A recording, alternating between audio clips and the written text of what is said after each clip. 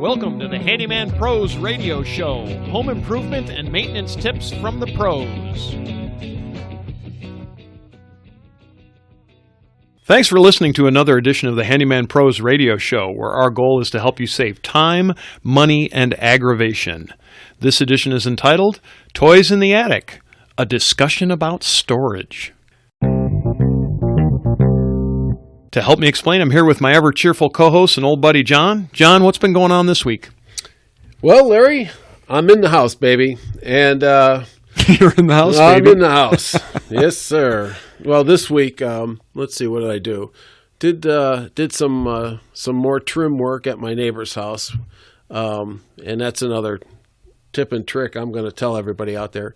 Folks, you need to turn your sprinklers off every once in a while and stop wetting the whole front of your house down.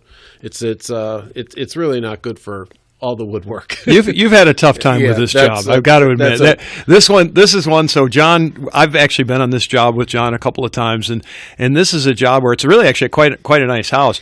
But his house is located in the woods. Right, yeah. It's covered with trees. I don't think the house ever sees sunshine. Not much. And it's always wet. He runs his sprinklers, and he sprinkles the front of his house. Folks, if we can give you one tip, one actionable tip, and we're not even on this starting topic for this, but one actionable tip for the day, turn your sprinklers off and let your house dry out. Yeah, because this house, it literally smells of rot. Yeah. Literally, not even figuratively. You walk up to it, it's like, whoa, my God, it's rotting. Anyway. No doubt. No doubt. Anyways, that's what's been going on this week, and I have some more work to do over there. You know what I did again? Inside. You know what I did again? What did you do? What do you think? I don't know. Rebuilt toilets again. It's been like Mr. Toilet. Just call me Mr. Toilet. I have been on a toilet spring. Anyway, we were talking about toys in the attic, and we got on this topic because Christmas is here. And, yes, it is. And man, this year flew by. Man, let's not talk about that. It's depressing. But we got talking about toys in the attic, and originally we thought about one line of thought that we were going to take this down, and we changed it because, well, between you and I, it was a train wreck. Yeah.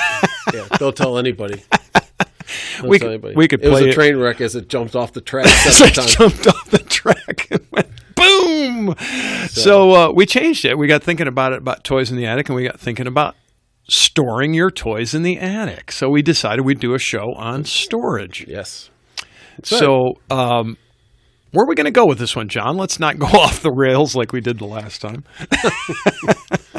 No, we're not going to go. We're not going to go off the rails. So what we were going to talk about was, let's just kind of run down a few things, and we'll hit them here.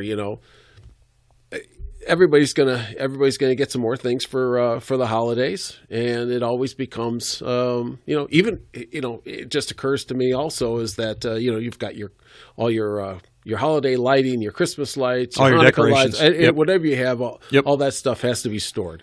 So we're going to just talk about that. And, typically, how do you do that? And, some storage options and things like that. Right, and it goes beyond that. But for all you folks out there that have a lot of tools and things, maybe we'll let you in on how we store our tools, not just on our workbenches and on the walls and things like that, but also how we carry our tools to the job, because we both, John and I, was working as handyman. We work mobily, right? I mean, we're on the road all the day. So, John, how do you do yours? I mean, I know how I'll do mine, and I think we're really similar. Yeah, well, I put mine. I love to have those plastic boxes, and I love to have the boxes. Those tote boxes, with the lids that are attached. I know that you don't have some of those, but I don't like looking for lids, Anyway, so I store my stuff in those boxes, and each box is similar to what you do, is designated for a particular job, whether it be tile work, whether it be drywall, whether it be paint,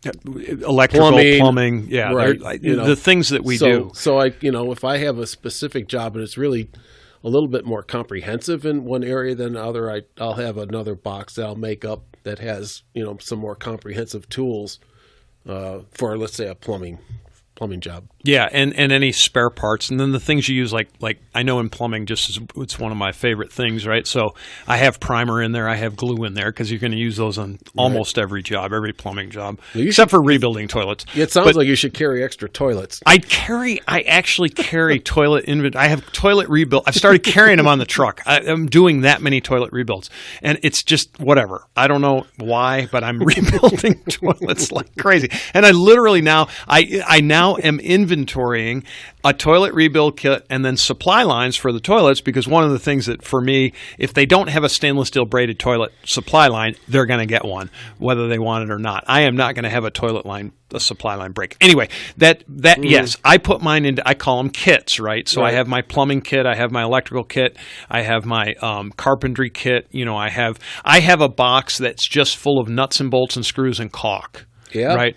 And I inventory that stuff. I keep it that way so that number one, I know where it is on the truck, right? Because we carry, going to a job, I don't know what I'm going to encounter whenever I get to that job. And so I need really a huge number of tools and a huge number of supplies, just kind of basic supplies like screws and nuts and bolts and caulk. I use a lot of caulk. You use a lot of caulk. So I've always got a variety of caulk. I've got silicone caulk. I've got painter's caulk. I've got, the various different kinds depending on the application. And so anyway, I put all that stuff in a box, and then it does give me a base idea on how to inventory it. Now, I know you people out there probably, depending on what your situation is, you might not need to inventory it. But if you're taking your Christmas decorations and you put them into one or two boxes and that's all that's in there, then you know what you have. Right. It's not mixed in with, Aunt Millie's, cooking gear or whatever, right? So that's a technique that works well for me. I happen to use the bigger boxes with the lids, but they're stackable, right? So I can stack them up in the truck. And same thing in the house. I use the same ones in the house. I don't lose lids for some reason, but anyway, I know the ones you're talking about. John's talking about the boxes that actually have the lids that flip and they close and then they're stackable, and they're great. The reason I don't use those is they're not big enough. So I use the bigger boxes. I wish they did, because I really like those boxes. But anyway, containers, John. What else can you store stuff in? Well, one of the things is that there's always the issue of shelves in your closet, or building shelves in your basement or whatever, or garage or attic or whatever, or your garage or attic.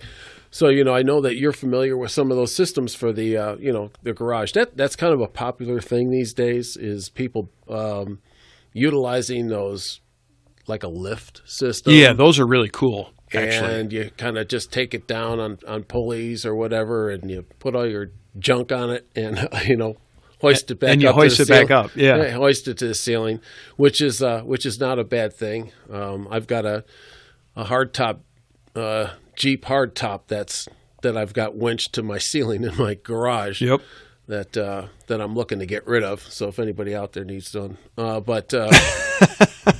shameless plug, by the way. Yeah. So, but that's I've built some things in the garage as well. Yeah, I've put some of those up for some of my customers. But that's one way of getting some of your stuff up and out of the way. So don't if you're thinking about adding some extra space, don't look up. Yeah, look up. Go up. Cubic. Go vertical. Right. As I like to say, go up, because that space above your car in the garage is generally useless anyway. And you definitely, if you have the garage door down, there's always like about a foot, maybe 18 inches at the top of your garage, where the door itself actually takes up that space. So everything above that door is completely useless space. Right. And so now these systems, and there's several of them available, but they work on a pulley system or on a crank system. It just depends. There's a couple of different ways. One of them I thought was really cool is you can hook it to your electric drill, and you crank it up. Yeah, you crank it up with your electric drill. Oh, so you take your cordless drill, bzzz, right, and it pulls the thing up.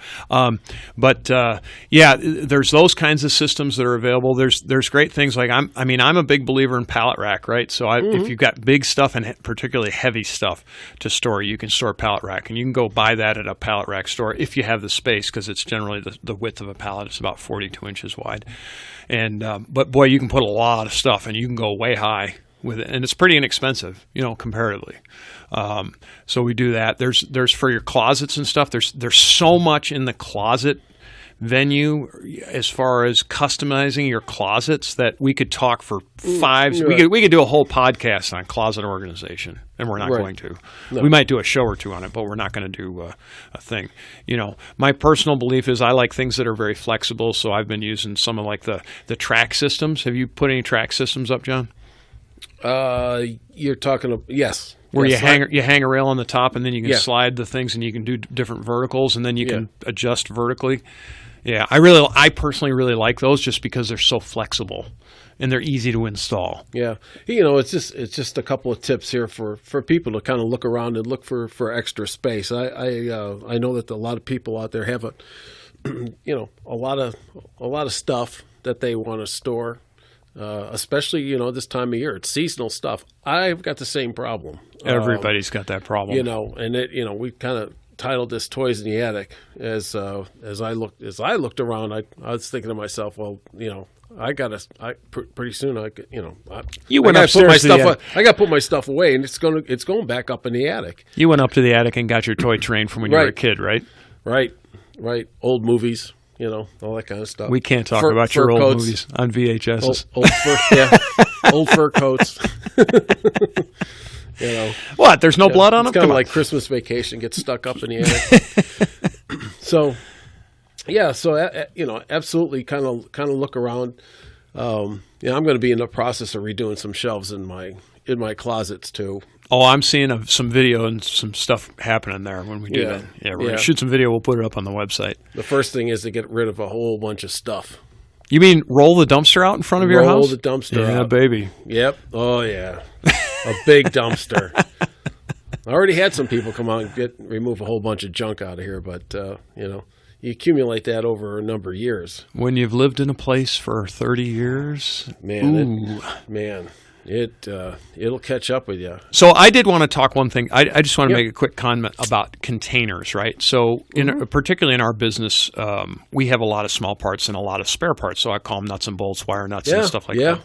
So I'm a big believer in recycling things. And this is just kind of one thing that I do. This is a tip that I know everybody does this, but I do it even more. So I save all our old food containers, particularly if they're clear plastic containers. Like my favorite are mayonnaise jars, plastic mayonnaise jars. And they're clear, they're like a quart size. And I save those and I just put things in them. And the beauty of them is because they're clear, you can see what's in them. And it's really helpful when you're storing stuff like if you've got, for me, wire nuts, extra nut, little screws and little nuts and bolts. I just put that stuff away. So you don't necessarily have to go out and buy stuff because you've got this stuff sitting around your house usually. Or if you don't, eat more food and then you will. But it's just kind of a thought. For me, I do that. Do you do anything like that, John?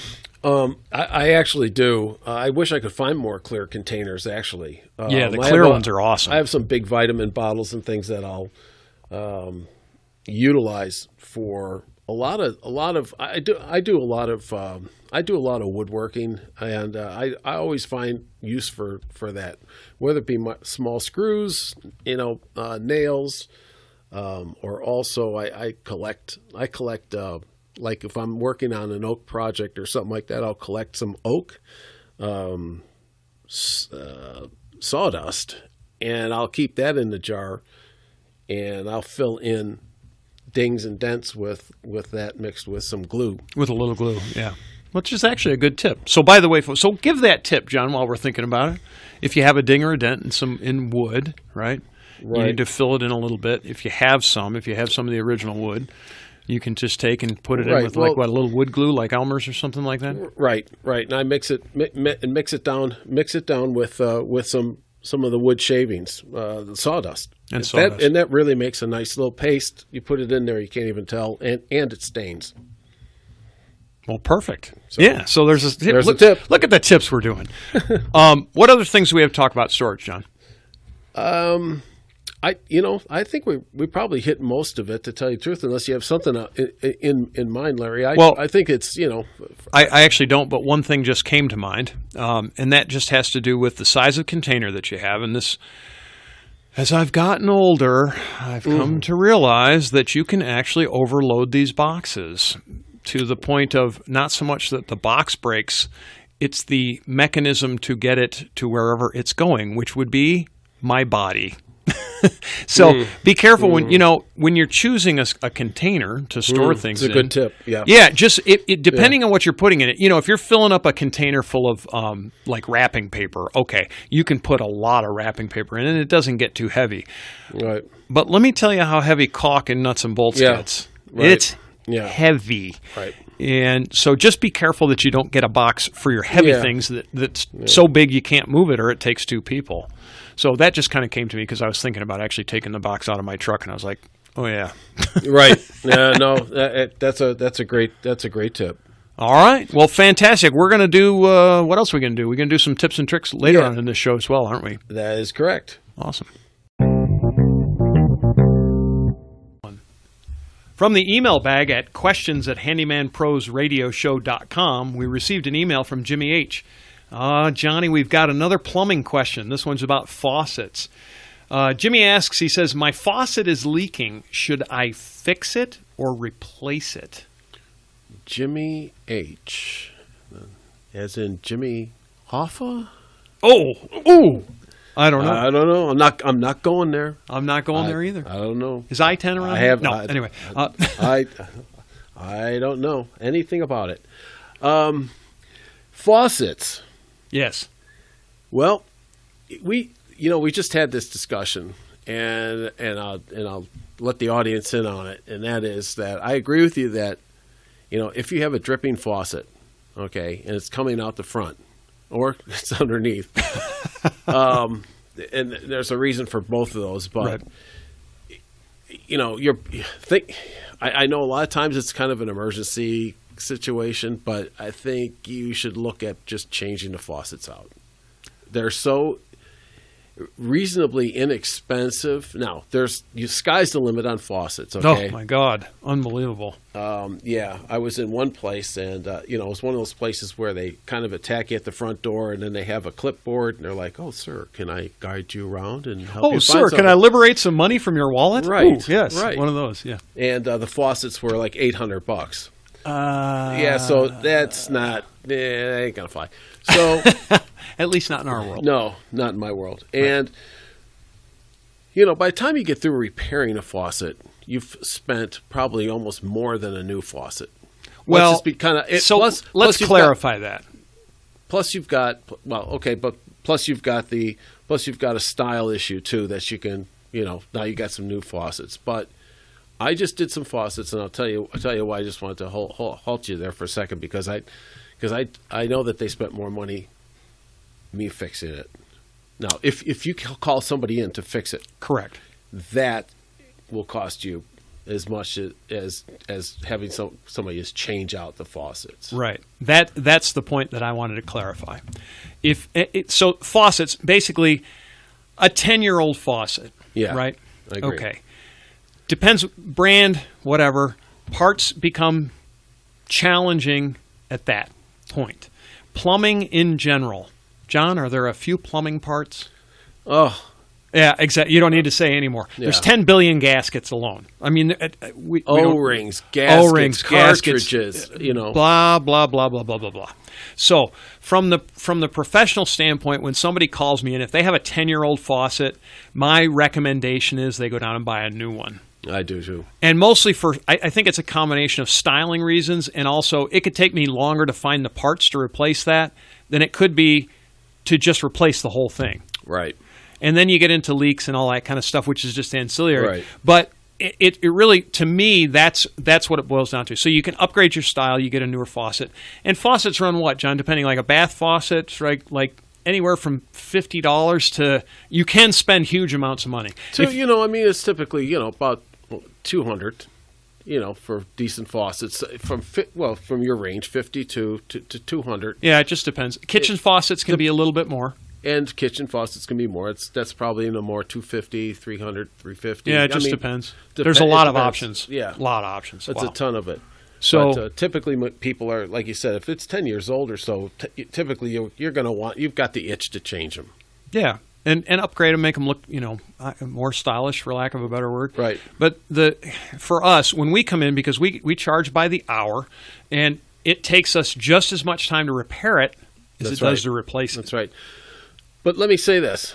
So, Jimmy, if you're listening, if you want to tackle your own faucet, and I'll tell you, and I'll be honest here, is that I did it to my faucets, all my faucets, because my wife and I haven't decided yet on what new faucets we want to put in. So I repaired my old ones.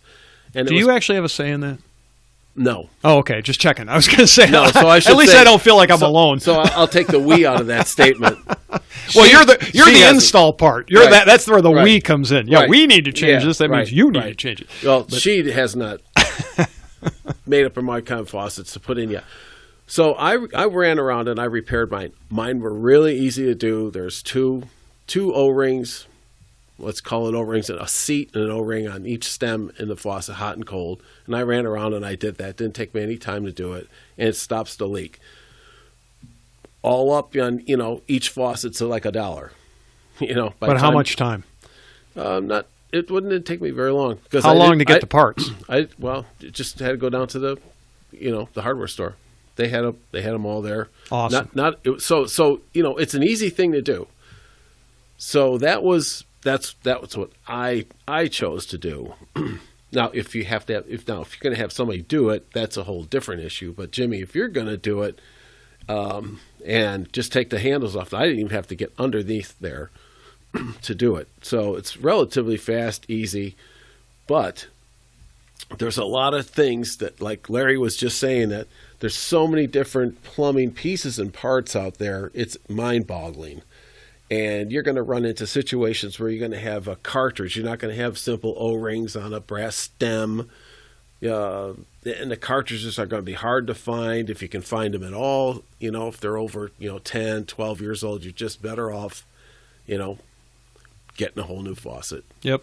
That's kind of where we're at from the professional side. Now again, I concur with you. If you're going to do it yourself, you can do it, and you can do it for significantly less money. Absolutely, it's not going to cost you very much, except with like John just said, the cartridge part problem, if you can find them, that kind of thing. But if it's a simple gasket thing, go buy the gaskets. And I would suggest going to the actual hardware store. Don't go to a big box store. Right. I did, let me just tell you a story about a faucet that I had. I bought a really expensive faucet made by a German company, and I never liked that thing. It never worked well from the day I had it. I don't know why I bought it. I was talked into it, and by a designer, and I just never really liked that thing. And then the cartridge started to get really wacky, and I could never find the cartridge. And folks, when I talk about cartridges, it's a mechanism inside the faucet that really controls the on and off and the amount of flow that comes out. And there's all kinds of ways they've devised to do this, but that's one of them, and it's called a cartridge. And it comes out as a whole piece. Right? Yeah. And I could never find that thing. I scoured the internet. I scoured plumbing supply places. I could never find it, and that faucet cost me a lot of money. And I did. I wound up cutting that thing off, basically, and yanking it out and putting it out. More of an airline name, a Delta, So something like that, and by the time I got through, it's kind of funny because you look at the cost factor of this and the time versus cost. And I spent a lot of time looking for a new cartridge, a lot of frustration with that thing, trying to repair it myself, try to make it work better. I should have just bit the bullet a long time ago and said, you know what, this was a bad investment.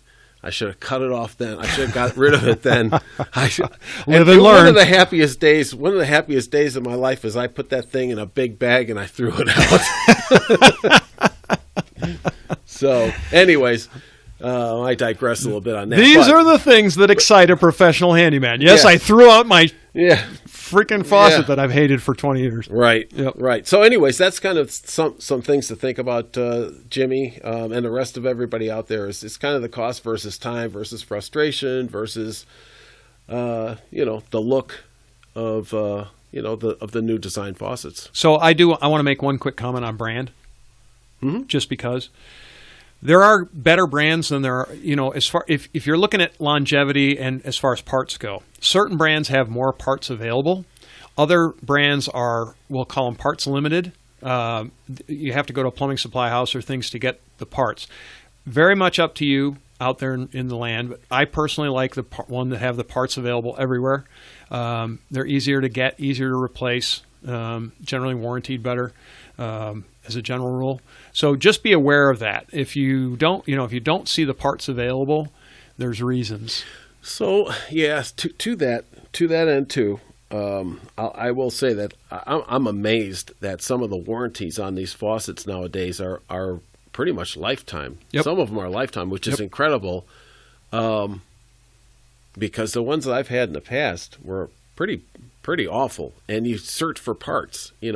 Now anybody's going to tell you get rid of it, get a new one. Yep. Or make a claim. I don't know. I've never had that happen to me yet, but I just these things have come. The technology for this has come a long way, just like everything else in your house for building materials and everything else. So, all right. What else do we have to say about faucets, John? Anything? No. Just turn them off before you go on vacation. And there you go. All right.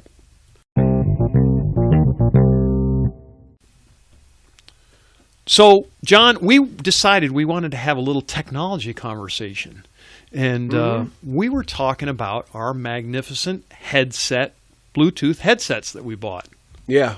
I used to when I was in the software business, I used to have all kinds of little tiny Bluetooth sets. I was on the phone all the time, and the trouble is I put so many of those things. They're $80 a piece. I ran them through the wash, and of course that's the end of them. So that really was throwing a lot of money away. But you kind of introduced me to, and I've seen a lot of people wearing them. They kind of look like a horseshoe around your neck, and we both have the same one now, and I think this thing is the bomb. It's really good, actually. It is. The sound is great. I listen to music on that thing. I'll listen to podcasts, my own included, and it's just a great piece of equipment. So if anybody's out there and they want something that they can hang around their neck, they're not going to lose it, and it sounds great. It lasts all day. It does. And it is just it's wonderful. Are we going to mention the name brand? You can. Well, so we bought these off Amazon. It's called Amorono,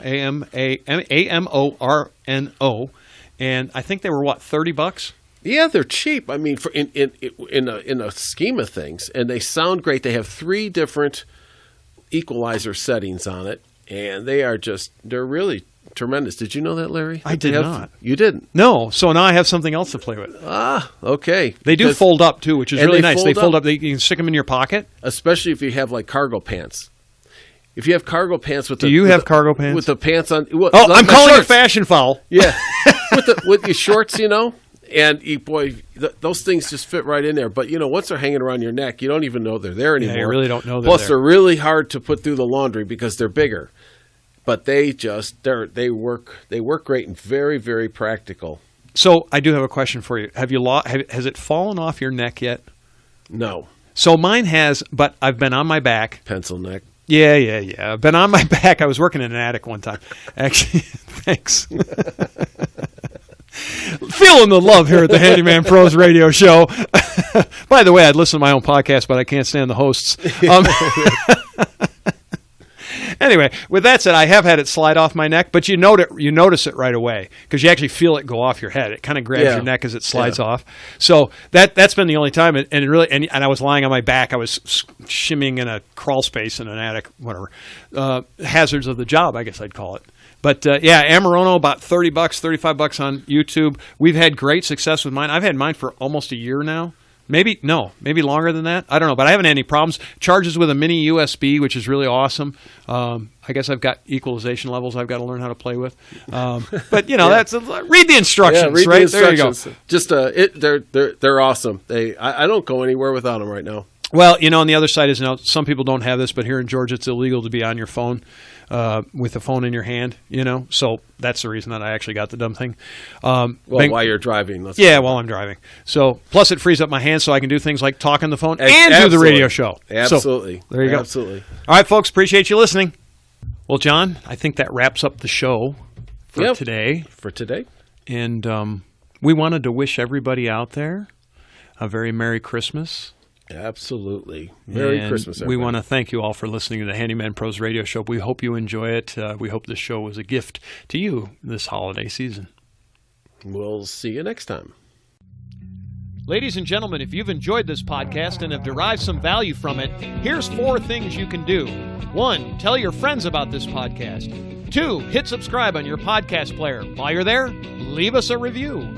3, subscribe to our newsletter by going to handymanprosradioshow.com and click on the subscribe button. We'll inform you of upcoming events, shows, and give you actionable tips for maintaining your home and property. And 4, send us an email with your questions to questions@handymanprosradioshow.com. That's handymanprosradioshow.com. That's our show for this week. Thanks for listening. We'll see you next week on the Handyman Pros Radio Show.